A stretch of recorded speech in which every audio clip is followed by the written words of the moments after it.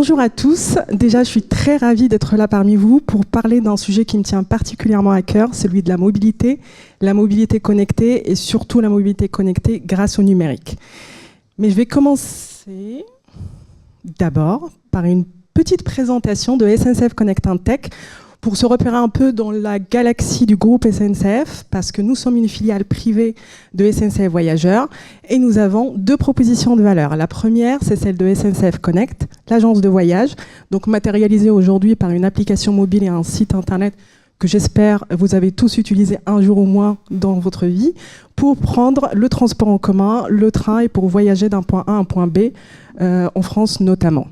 Et la deuxième proposition de valeur, c'est Tesmo, technologie au service des mobilités. Et aujourd'hui, c'est pour ça que je viens aujourd'hui pour vous parler de cette deuxième marque commerciale qu'on a créée maintenant au mois d'avril, avril de cette année.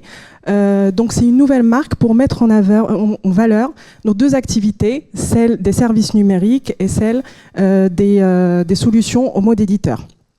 Parce que nous sommes convaincus que dans une collectivité, pour adresser correctement la mobilité au sein d'une collectivité, peut-être qu'elle aura besoin de s'appuyer sur un produit sur étagère, un produit bien riche, mais aussi évolutif à travers du temps pour implémenter les différentes innovations et puis s'adapter aux tendances du marché.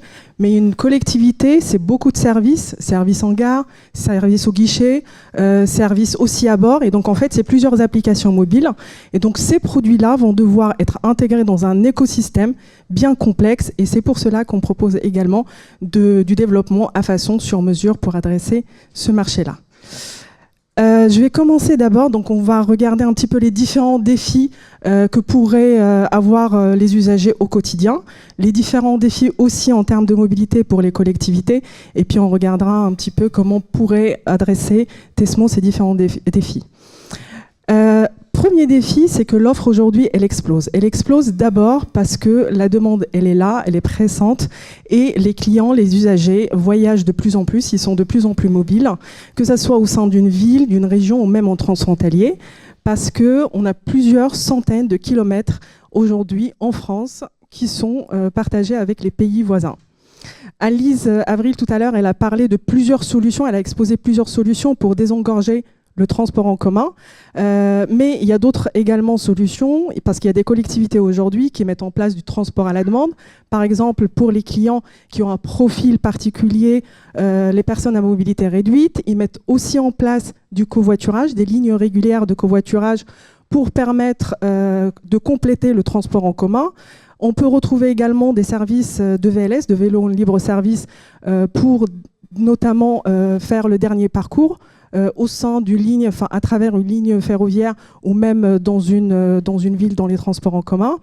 Et dans les années à venir, on va avoir de plus en plus de RER métropolitains qui vont voir le jour et du coup qui vont compléter cette offre. Donc on voit bien que l'offre, elle explose. L'usager, eh ben, bien évidemment, il se perd un petit peu dans toutes ces offres-là et donc il lui faut une solution qui lui permet de s'y retrouver.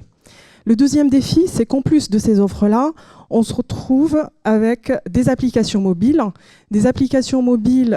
qui, pour un itinéraire donné, qui agrègent plusieurs modes de transport, pour le coup gérés par plusieurs collectivités. Et ben en fait, il va jongler entre toutes ces applications qui ont des chartes graphiques différentes, des parcours différents. Potentiellement, il va devoir créer son compte client sur chaque application et même encore, des fois, payer pour chaque segment de son itinéraire. Le troisième défi, c'est celui des supports. C'est-à-dire qu'une fois que le client il a téléchargé l'application, qu'il a créé son compte, qu'il a payé, à la fin son titre, eh ben, des fois il va être matérialisé, il va être chargé à travers un code barre, des fois il va être sur son smartphone, autrefois il va être sur une carte, son contact, et même à TBM, à Bordeaux, on retrouve en fait de la validation par Bluetooth. Donc on voit bien que tous ces défis-là rend le parcours multimodal très complexe.